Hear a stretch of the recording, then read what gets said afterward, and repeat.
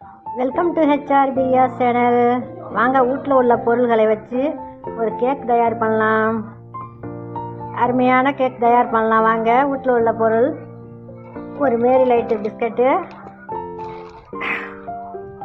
அந்த happy biscuit, ஒரு முட்டை, கொஞ்சமாக சீனி, ஒரு 50 கிராம் சீனி, பால் ஒரு 100 மில்லி வச்சு ஒரு கேக் தயாரிக்கலாம்.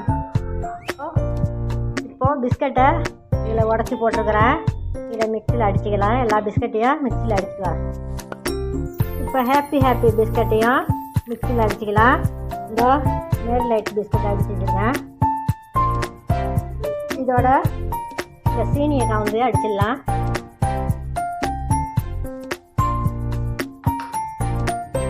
ஒரு முட்டை உடச்சி இந்த மிக்சி ஜாரில் ஊற்றிருக்கேன்.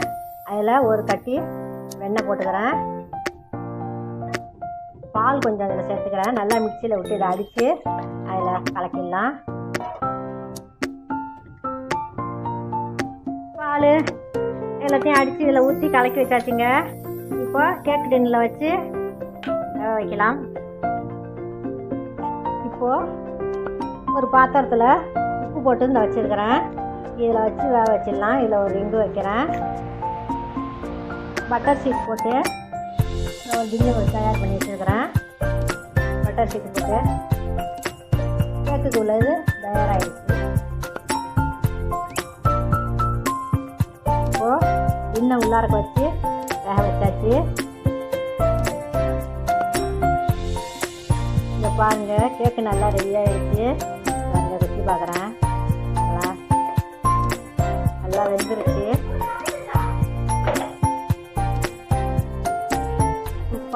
சூப்பரான கேக்கு ரெடி ஆயிடுச்சு. இது மேலே சாக்லேட் ஊற்றிக்கலாம். சும்மா சாக்லேட் சிரப் இது.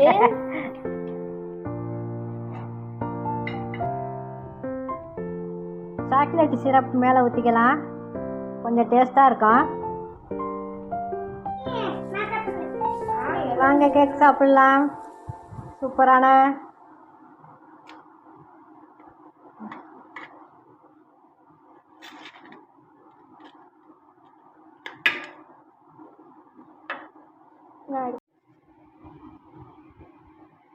டேஸ்டியான பஞ்சியான கேக் ரெடி. சத்துணத்துக்குள்ள இந்த பிஸ்கட்டை பசங்க சாப்பிட மாட்டாங்க.